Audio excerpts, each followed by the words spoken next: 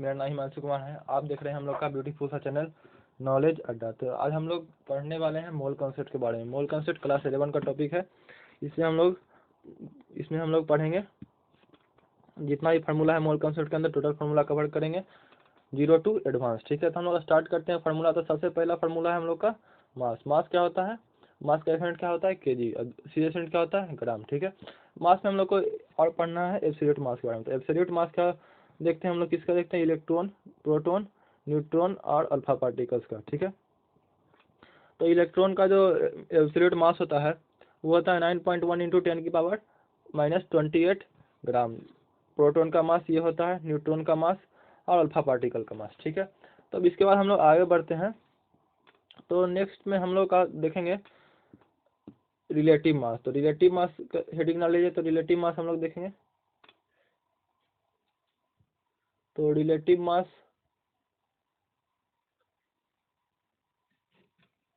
इसी सब का हम लोग देखते हैं। तो सबसे पहले रिलेटिव मास का देखेंगे हम लोग इलेक्ट्रॉन। तो लिखें यहाँ पे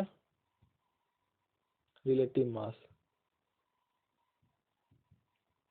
तो रिलेटिव मास ऑफ इलेक्ट्रॉन होता है 1/1837 ऑफ H। ठीक है, 1/1837 ऑफ हाइड्रोजन। ठीक है, उसके बाद relative mass of proton. Proton का रिलेटिव मास होता है अप्रोक्सीमेटली 1 के बराबर। न्यूट्रॉन का रिलेटिव मास भी अप्रोक्सीमेटली 1 के बराबर ही होता है। और अल्फा पार्टिकल का रिलेटिव मास अप्रोक्सीमेटली 4 के बराबर होता है। ठीक है, तो ये हो गया रिलेटिव मास। रिलेटिव मास के बाद हम लोग देखते हैं चार्ज के बारे में। तो आगे हम लोग बढ़ेंगे चार्ज क्या होता है। तो चार्ज हेडिंग ना लीजिए, चार्ज।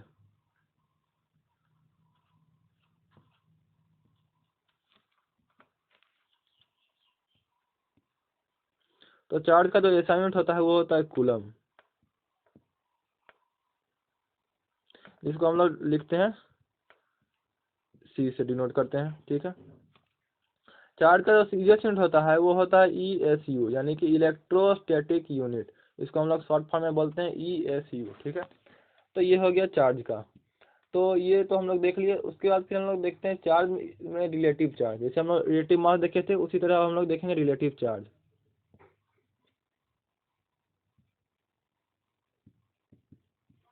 रिलेटिव चार्ज,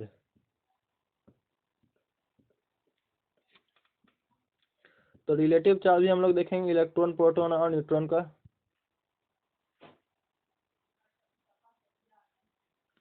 तो रिलेटिव चार्ज ऑफ इलेक्ट्रॉन, सबसे पहला चीज है इलेक्ट्रॉन।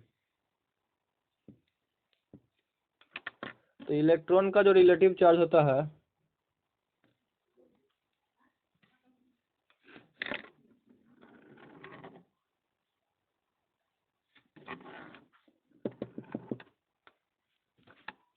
इलेक्ट्रॉन का जो रिलेटिव चार्ज होता है वो बराबर होता है किसके? -1 के बराबर होता है। रिलेटिव चार्ज ऑफ इलेक्ट्रॉन ये होगा -1।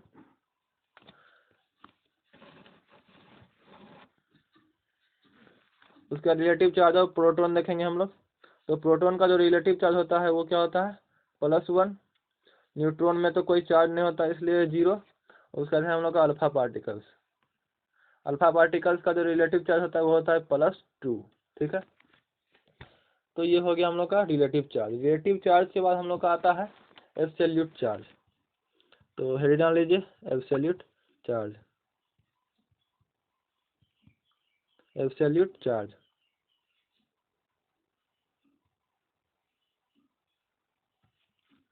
तो एब्सोल्यूट चार्ज भी हम लोग देखेंगे इलेक्ट्रॉन, प्रोटॉन और न्यूट्रॉन का।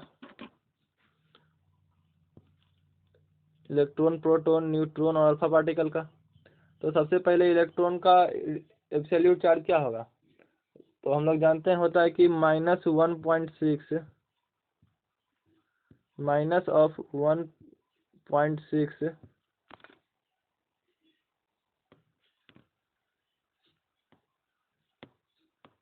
1.6 इंटू 10⁻⁻19 कूलम। प्रोटॉन का क्या होता है? प्लस ऑफ 1.6 इंटू 10 की पावर 1.6 इंटू 10 की पावर माइनस 19 कूलम। ठीक है, न्यूट्रॉन में तो कोई चार्ज होता नहीं है इसलिए 0 हो जाएगा। और उसका फिर अल्फा पार्टिकल्स बच गया हम लोग का। तो अल्फा पार्टिकल्स जो होता है, अल्फा पार्टिकल्स में चार्ज होता है +2 इंटू 1.6 इंटू 10 की पावर माइनस 19 कूलम। ठीक है, यानी प्रोटॉन का चार्ज को हम लोग 2 से मल्टीप्लाई करेंगे तो हम लोग का आ जाएगा न्यूट्रॉन का चार्ज, अल्फा पार्टिकल का चार्ज। सॉरी, न्यूट्रॉन में तो कोई चार्ज होता नहीं है। तो हम लोग इसमें आगे चलेंगे अब। ठीक है, तो हम लोग देख लिए मास ऑफ इलेक्ट्रॉन, मास। अब देखते हैं हम लोग mass of electron. Mass of electron, तो इलेक्ट्रॉन का जो मास होता है वो होता है 9.1 इंटू 10 की पावर माइनस 31 kg। ठीक है, उसी तरीके से जब हम लोग प्रोटॉन का मास लिखेंगे, प्रोटॉन का मास, तो वो हम लोग का आता है 1.672 इंटू 10 की पावर माइनस 27 kg।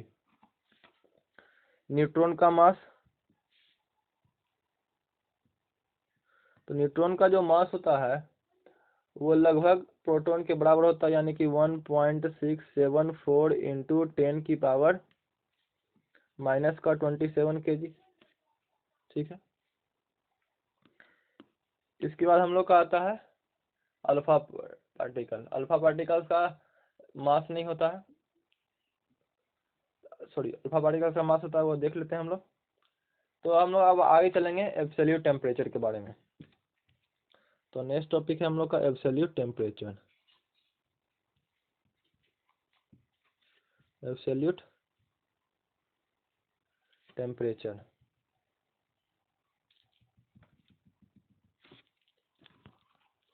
तो जो 273 केल्विन होता है उसी को हम लोग एब्सोल्यूट टेम्परेचर कहते हैं।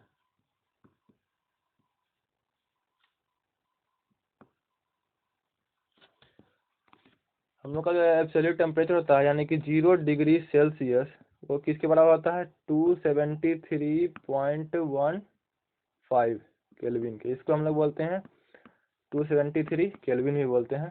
ठीक है, तो यही हम लोग का एब्सोल्यूट टेम्परेचर होता है, यानी कि जो भी टेम्परेचर केल्विन में दिया हुआ है वो हम लोग का एब्सोल्यूट टेम्परेचर कहलाएगा। हम लोग इसमें आगे चलते हैं। जैसे हम लोग मास का यूनिट देख लिए थे उसी तरीके से हम लोग देखेंगे किसका यूनिट, वॉल्यूम का। तो हम लोग मास का यूनिट देखे थे सबसे पहले,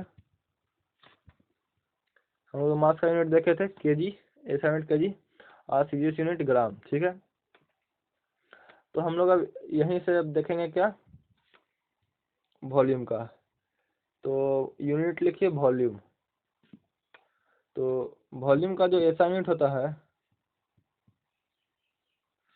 वॉल्यूम का एसआई यूनिट क्या होता है, मीटर क्यूब, और इसका सीजीएस यूनिट होता है सेंटीमीटर क्यूब, इसको हम लोग बोलते हैं सीसी। ठीक है, तो हम लोग का वॉल्यूम के बाद क्या है, टेम्परेचर। तो टेम्परेचर का यूनिट देख लेते हैं हम लोग। तो हेडिंग डालिए टेम्परेचर। तो टेम्परेचर का एसआई यूनिट भी क्या होता है, केल्विन, और सीजीएस यूनिट भी क्या होता है, केल्विन। इसको हम लोग एब्सोल्यूट टेम्परेचर भी कहते हैं केल्विन को। तो टेम्परेचर के बाद हम लोग का आता है प्रेशर। तो प्रेशर का जो यूनिट होता है, प्रेशर का यूनिट होता है, एसआई यूनिट होता है डाइन। प्रेशर का एसआई यूनिट पास्कल होता है, और सीजीएस यूनिट क्या होता है, डाइन पर सेंटीमीटर क्यूब। ठीक है, तो ये प्रेशर का यूनिट हो गया। प्रेशर के यूनिट के बाद हम लोग देखेंगे एनर्जी का यूनिट। हम लोग अब देखेंगे एनर्जी।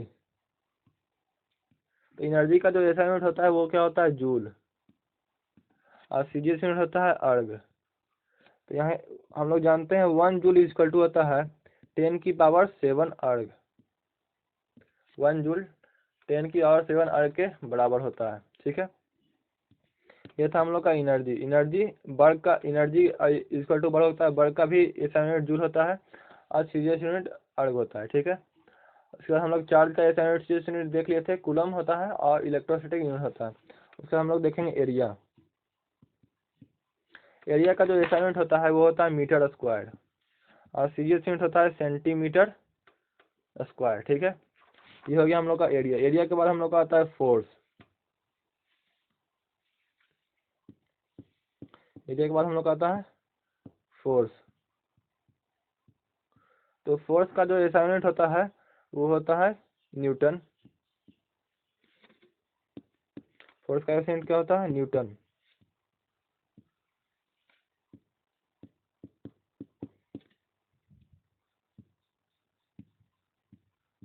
और फोर्स का सीजीएस यूनिट क्या होता है? ग्राम सेंटीमीटर पर सेकेंड स्क्वायर।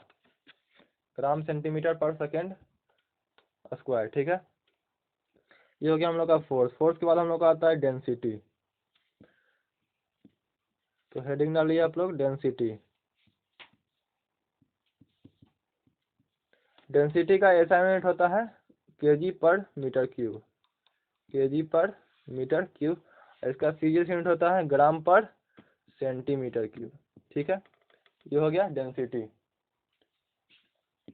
तो डेंसिटी के बाद हम लोग का आता है कुछ हम लोग को, अब हम लोग चलते हैं मोल कॉन्सेप्ट की तरफ। तो मोल कॉन्सेप्ट में कुछ इंपॉर्टेंट टॉपिक होता है, कुछ इंपॉर्टेंट मास होता है, उसको हम लोग जानना पड़ता है। तो सबसे पहले लिखिए एएमयू। तो एएमयू जो होता है यानी कि एटॉमिक मास यूनिट। तो एएमयू होता है बराबर 1/12 part 1/12 into mass of 1C12 atom. यानी कि एएमयू जो होता है 1/12 into mass of 1C12 atom के बराबर होता है। इसको हम लोग बोलते हैं 1 डिवाइडेड बाई एवोगाड्रो नंबर भी बोलते हैं। एवोगाड्रो नंबर क्या होता है? इसको हम लोग Na लिखते हैं। वो होता है 6.022 इंटू 10⁻23 ग्राम। ठीक है, हम लोग देख लिए एएमयू। एएमयू के बाद होता है हम लोग का, एएमयू के बाद क्या आता है हम लोग का? रिलेटिव एटॉमिक मास। ये था हम लोग का एटॉमिक मास यूनिट। इसके बाद हम लोग का आएगा रिलेटिव एटॉमिक मास। तो हम लोग देखते हैं यानी कि 1 रिलेटिव एटॉमिक मास में यानी 1 राम में, इसको हम लोग शॉर्ट फॉर्म में राम भी बोलते हैं। 1 राम इक्वल टू होता है mass of 1 item divided by 1/12 into mass of 1 item divided by 1/12 into mass of 1C12 item, यानी कि 1 AMU के बराबर होता है। 1 AMU। ठीक है, यानी कि 1 relative atomic mass equal to होता है mass of 1 item is divided 1/12 into 1 AMU। ठीक है, 1/12 नहीं होगा यहाँ पे, सीधा हम लोग 1 AMU लिख सकते हैं। 1/12 into mass of 1C12 item होता है, इसको हम लोग सीधा डिवाइड करके 1 AMU लिख सकते हैं। ये हो गया हम लोग का मास के बारे में। हम लोग चलेंगे अब चार्ज के बारे में। ठीक है, तो हम लोग अब चलते हैं चार्ज पे। तो चार्ज का हम लोग देखे थे, तो नेक्स्ट हेडिंग डाल लीजिए चार्ज। तो चार्ज में हम लोग देखे थे रिलेटिव चार्ज, एब्सोल्यूट चार्ज, दो चीज हम लोग देखे थे। उसका एसआई यूनिट भी देख लिए थे हम लोग। ठीक है, तो अब आगे चलिए चार्ज। चार्ज होता क्या है? तो अब हम लोग देखेंगे amount of charge. Amount of charge, एक मिनट, हम लोग अब पढ़ने वाले हैं amount of charge. Amount of charge. तो अमाउंट ऑफ चार्ज में होता क्या है कि हम लोग देखते हैं इलेक्ट्रॉन, प्रोटॉन, न्यूट्रॉन, इन तीनों का अमाउंट देखते हैं चार्ज का। तो सबसे पहले हम लोग देखेंगे इलेक्ट्रॉन का। सबसे फर्स्ट हम लोग का इलेक्ट्रॉन का। तो इलेक्ट्रॉन का जो होता है चार्ज वो होता है 1.6 इंटू 10⁻⁻19 कूलम। ठीक है, ये हम लोग का एसआई यूनिट में हो गया। इसको हम लोग जब बोलेगा सीजीएस यूनिट में लिखने के लिए तो हम लोग लिखेंगे माइनस का, ये माइनस में होगा, माइनस का 4.28 सॉरी 4.8 इंटू 10 की पावर -10 ESU यानी कि इलेक्ट्रोस्टैटिक यूनिट। ये हो गया हम लोग का इलेक्ट्रॉन का, इलेक्ट्रॉन लिखा हुआ है, ठीक है। तो हम लोग का इलेक्ट्रॉन का हम लोग देखें, इलेक्ट्रॉन के बाद हम लोग देखेंगे किसका, प्रोटॉन का। तो प्रोटॉन का देखिए एब्सोल्यूट चार्ज क्या होता है। तो प्रोटॉन का जो एब्सोल्यूट चार्ज होता है, प्रोटॉन का एब्सोल्यूट चार्ज जो होता है उसको हम लोग लिखते हैं, प्रोटॉन को हम लोग कभी कभी H डैश भी लिख देते हैं कहीं कहीं। इसका जो एब्सोल्यूट चार्ज होता है वो होता है 1.6 इंटू 10 की पावर -19 कूलम के बराबर। इसका जो सीजीएस यूनिट होता है वो होता है 4.8 इंटू 10 की पावर -19 ESU यानी इलेक्ट्रोस्टैटिक यूनिट के बराबर होता है, ठीक है। तो इलेक्ट्रॉन हम लोग का निगेटिव में था, प्रोटॉन पॉजिटिव में होता है। प्रोटॉन को कभी कभी हम लोग H डैश भी लिख देते हैं, ठीक है। तो इसके बाद हम लोग का आता है न्यूट्रॉन। तो जैसा कि हम लोग जानते हैं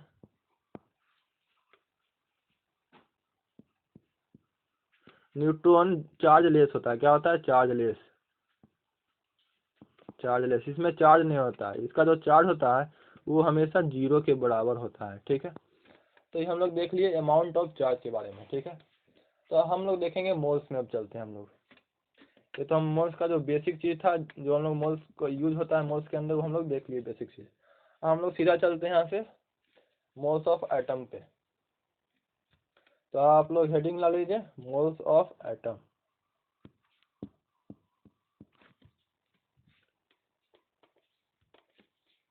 हेडिंग डालिए moles of atom, moles of atom. तो मोल्स ऑफ एटम क्या होता है, मोल्स ऑफ एटम को हम लोग लिखते हैं नंबर ऑफ ग्राम एटम भी लिखते हैं। क्या लिखते हैं, नंबर ऑफ ग्राम एटम, ठीक है। ये नंबर ऑफ ग्राम एटम जो होता है वो इक्वल बराबर होता है number of atom is divided by Avogadro number, जिसको हम लोग लिखते हैं Na से, ठीक है।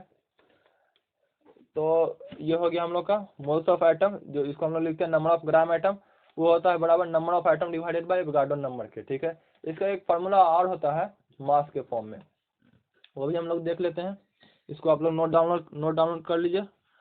तो हम लोग अब देखेंगे मास के फॉर्म में इसका फार्मूला। तो मास के फॉर्म में जो इसका फार्मूला आता है वो आता है मास ऑफ एलिमेंट, यानी किसी भी एलिमेंट का मास, ये ज़्यादातर यूज होता है मास ऑफ एलिमेंट।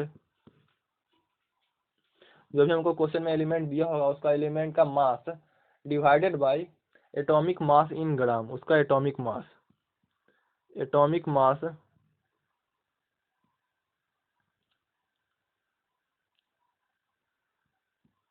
इन ग्राम, ठीक है। तो हम लोग देख लिए मोल्स ऑफ एटम, ठीक है। अब इसी तरीके से हम लोग देख सकते हैं मोल्स ऑफ मॉलिक्यूल्स को भी। तो एटम जहाँ जहाँ पे है वहाँ पे हटा के आप लोग लिख सकते हैं मोल्स ऑफ मॉलिक्यूल्स। तो देख लेते हैं उसको भी डिराइव फॉर्म में। तो हम लोग देखेंगे यहाँ पे मोल्स ऑफ मॉलिक्यूल्स,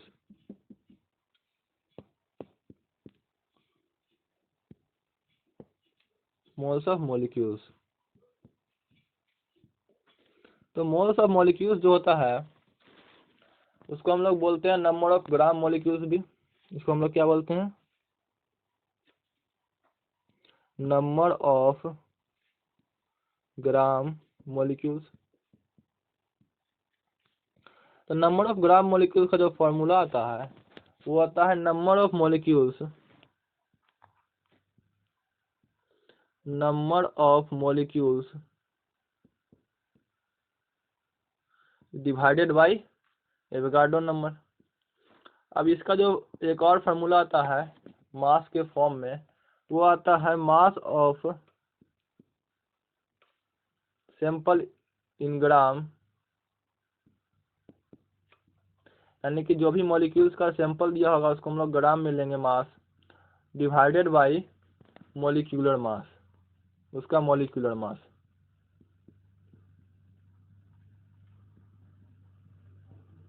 ठीक है, ये हो गया हम लोग का मोल्स ऑफ मॉलिक्यूल्स। एक और आता है यहाँ पे मास ऑफ आयन। तो जैसे हम लोग लिखे थे मास ऑफ आयन को हम लोग बोल सकते हैं नंबर ऑफ ग्राम आयन। यहाँ पे हम लोग देख लेते हैं मास ऑफ आयन।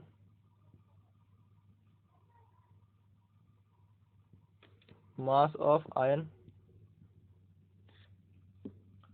तो मास ऑफ आयन जो होता है वो होता है नंबर ऑफ ग्राम आयन के बराबर। और नंबर ऑफ ग्राम आयन क्या होता है, number of ion divided by Avogadro number के बराबर होता है। ठीक है, तो इतना चीज हम लोग देख लिए। इसके बाद हम लोग अब देखेंगे एटॉमिक नंबर के चलते हैं। तो यहाँ समझ लिए कि हम लोग का बेसिक चीज अब खत्म हो गया, हम लोग को जितना ही बेसिक था मोल कॉन्सेप्ट में वो समाप्त हो गया यहाँ पे। तो बेसिक के बाद हम लोग का क्या आता है, एटॉमिक नंबर, मास नंबर। तो ये सब होगा। अब न्यूट्रल आइटम के बारे में थोड़ा सा देख लेते हैं। तो सबसे पहले हेडिंग डाल लीजिए यहाँ पे फॉर न्यूट्रल आइटम। क्या चीज, न्यूट्रल आइटम। तो आप लोग हेडिंग डाल लीजिए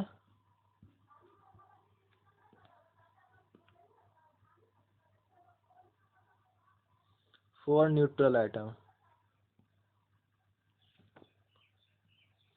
तो जो न्यूट्रल आइटम होता है हम लोग का, उसका एटॉमिक नंबर क्या होता है वो देख लेते हैं। एटॉमिक नंबर, तो न्यूट्रल आइटम का एटॉमिक नंबर को हम लोग बोलते हैं नंबर ऑफ प्रोटॉन और नंबर ऑफ इलेक्ट्रॉन। यानी कि जितना नंबर ऑफ प्रोटॉन उसमें होगा, नंबर ऑफ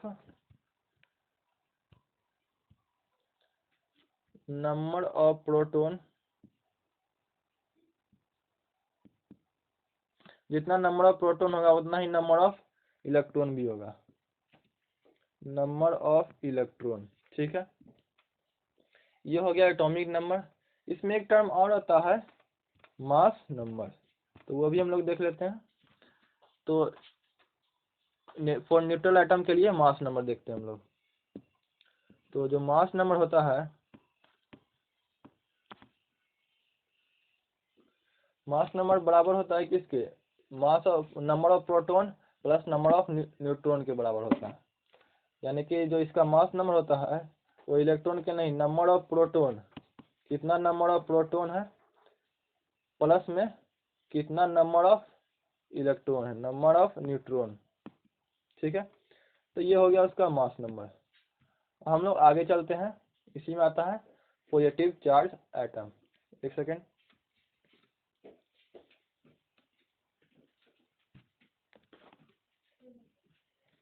तो आज के लिए इतना ही। वीडियो को लाइक कर लीजिए, चैनल को सब्सक्राइब कर लीजिए और शेयर कर लीजिए।